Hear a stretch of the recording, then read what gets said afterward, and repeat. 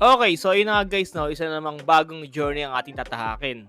'Di bale guys sa 2 taon ng pag-o-online selling ko ng mga handheld is napagpasyahan ko na magbukas ng store. So hindi ko 'to binalak guys, hindi ko rin plinano, so dumating lang, so grinab ko na lang. So sama kayo guys, papakita ko sa inyo kung saan po located yung ating shop and then para makita niyo guys yung loob ng ating shop. Maliit lang naman yung guys 'no, pero ayun, okey na rin para sa panimula. Pero bago yun guys, meron tayong konting story time. So share ko lang sa inyo guys yung before na work ko, bago ko mapunta sa may online selling, and then bago ako mapunta sa content creation, and then bago ako mapunta dito sa ating bagong journey. So way back 2013 guys, nag-start po ako mag-work sa may Samsung, sa may telco.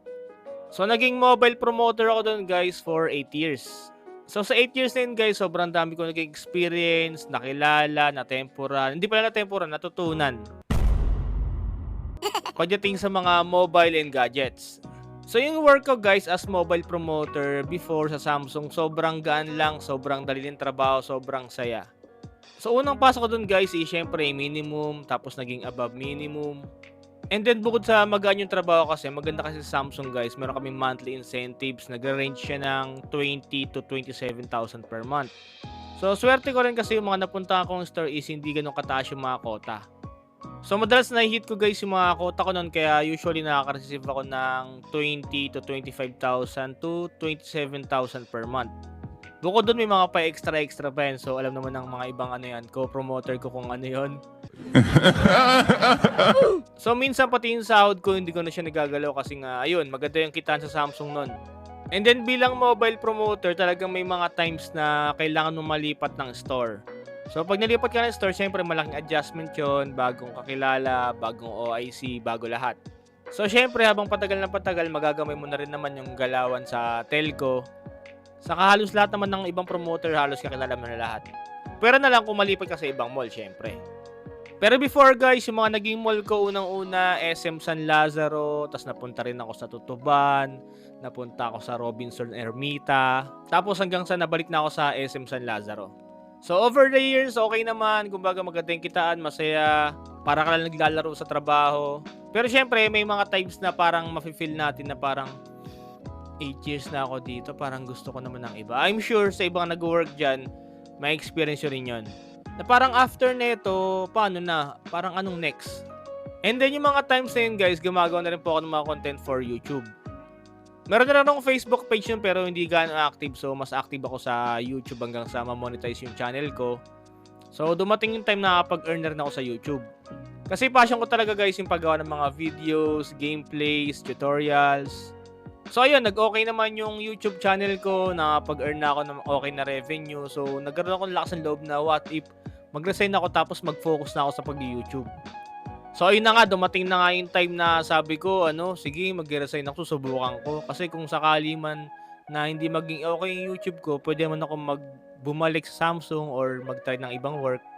Tapos yung YouTube ko before kasi guys, nasa ano na yun, mga 11,000 subscribers. Ang nangyari, na-demonetize kasi nagkaroon ako ng mga videos na against sa, kumbaga na-violate ko yung rules ni YouTube.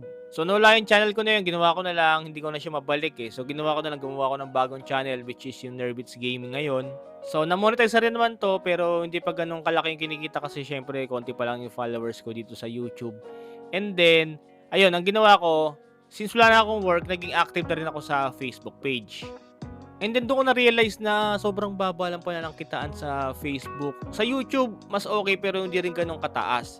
So since may Facebook page nga ako, naging active na ako doon, nag-upload na ako ng mga content doon. So dumami na rin yung ating followers. So ginawa ko, naisip ko na what if magbenta kaya ako ng mga handheld console. Kasi total, mahilig ako sa handheld and then mahilig din ako sa gaming. So habang nag-share ako ng mga gameplay, pwede ako mag-post ng mga binibenta ko mga handheld. So ayun na nga guys, ang una-una kong binenta is nagtry ako magbenta ng 3 pirasong Nintendo Switch Lite. So napag-ubos ko naman yun, nagtry ako magbenta ng Nintendo Switch V2 noon tsaka yung Switch OLED. Hanggang sa syempre, lumalakas na yung loob ko na makapagbenta naman ako, so nagtry ako magbenta ng mas matataas na unit. For example, Steam Deck, ROG Ally. And then napansin ko, okay naman pala yung kitaan sa pagbebenta ng handheld habang gumawa ko ng mga content. So ayun na nga, dumating sa, pinagsabay ko na siya. So habang gumagawa ko ng content sa YouTube, sa Facebook page, nagbebenta ako at the same time para kumbaga yung revenue natin is mas okay. So yun na nga, tuloy-tuloy yung pagbebenta ko guys sa handheld hanggang naging 2 years na ako nagbebenta. And then one time, yung kapatid ko kasi guys, nakakuha siya ng pwesto sa Tondo rin, ang nilagay niya rin mga damit. And then one time, sabi ko, daan tayo ron, parang tambay lang. Tapos pagpunta ko doon, yung katabi na store ng kapatid ko is available. So sabi ng kapatid ko, ba't hindi mo kunin yan? Di ba nagbebenta ka ng mga Nintendo? So try mo kunin yan, tapos ayun, subukan mo. Nung gabi na yun, napaisip agad ako. Kasi nga, marami rin daw ibang gustong kumuha ng pwesto. Kasi maganda yung pwesto. Hindi naman siya ganun kalaki, pero maganda kasi ano siya kalsada and then malapit sa school. Kumbaga, madali siyang makita. So, isang gabi ko yung pinag-isipan, naisip ko na, syempre, lahat naman ng business is sinusugal. So, sige, labanan ko. And then, pagtanong ko, yung monthly niya is 13,000. Sabi ko, sige, kaya ko naman siguro. Nung kinuha ko na yon, tapos pagpunta ko sa shop, inaayos na, doon nag-sink in sa akin na ang laki pala ng 13,000. Imagine 13,000, di pa kasama rin yung tubig tsaka kuryente. Tapos at the same time, syempre, kailangan nandun ka rin lagi. So malaking adjustment yun kasi syempre malayo ka sa bahay mo, yung mga needs mo nasa bahay lahat. So yung mga gamit mo, kailangan mo rin ilipat sa shop. And then at the same time, kailangan nandun ka maghapon. Pero yun na nga, nilabang ko na, tinuloy ko na. So bumili na ako ng mga kailangan na gamit dun sa shop. Tapos yung mga stante, decorations. Ang laking adjustment sa akin kasi syempre galing sa pag-online na selling and then first time ko lang magtayo ng shop. So medyo ano rin guys, nakaka-stress din kasi syempre sabay-sabay mo na siyang iniisip.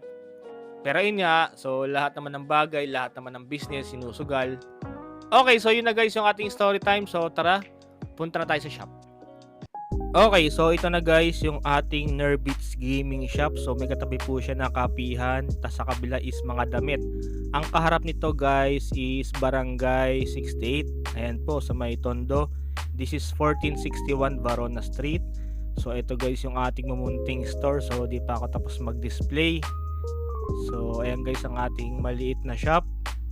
And then syempre naglagay din po ako ng TV pang test ng ating mga switch. Ayan, at bumili rin po ako guys ng 360 na mirror para if ever pwede tayo mag-selfie rito guys.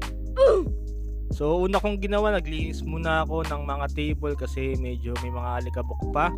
So ngayon ko lang na-realize hindi pala ganun kadali magbukas ng negosyo or mag-open ng shop lalo na ikaw lang mag-isa.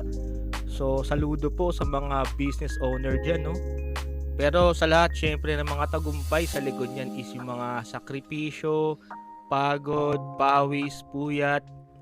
So bago mo makuha yung sarap, kailangan mo na pagdaanan yung hirap. And then eto guys, yung mga dinala ko po na sample unit natin. Meron tayong Steam Deck OLED syempre. And then dinala ko rin guys yung ating switch dock para for example gusto niyo ma-experience yung ating switch na naka-dock. And then syempre yung ating Nintendo Switch OLED. Ayan, pwede po kayong makapag-try. And then nagdala rin ako guys ng Nintendo Switch Lite. At syempre yung ating HDMI para makonect sa TV. So ito guys yung ating mga sample. Steam Deck OLED, Switch Lite, Switch OLED. At syempre meron din tayo guys dyan ng mga retro console at mga controller for our Switch and Steam Deck. At syempre guys, hindi mawawala yung ating tempered glass for our Switch and Steam Deck. And available din sa atin guys if ever gusto nyo mag-upgrade ng storage. Meron po tayong 512 and 1TB. At eto na yung ating LED logo guys. Syempre hindi mawawala yan. Medyo malaki nga yung nabili ko That pala yung mas maliit na lang konti. Pero ayos na rin, sakto-sakto lang din sa ating shop.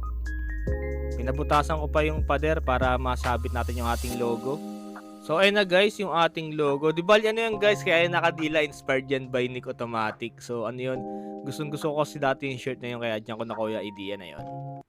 Okay, so ayun guys ang ating mumunting shop. So kung may bala kayo mag-avail guys sa mga handheld kagaya ng Switch or Steam Deck, Legion Go, so pwede kayong dumaan guys sa ating shop, Nerbits Gaming Shop. So kung gusto nyo guys mag-inquire, mag-walk-in, mag-try ng mga handheld, meron po tayong mga sample units. At syempre yung online natin is available pa rin guys. For example, nasa kayo, province or nasa abroad kayo, or kung nasa Manila kayo pero medyo busy kayo, pwede natin ipalala move. Kapag province, LBC, kapag abroad is DHL guys. And then for more inquiries guys, pwede nyo i-PM sa ating Facebook page, Nerbits TV.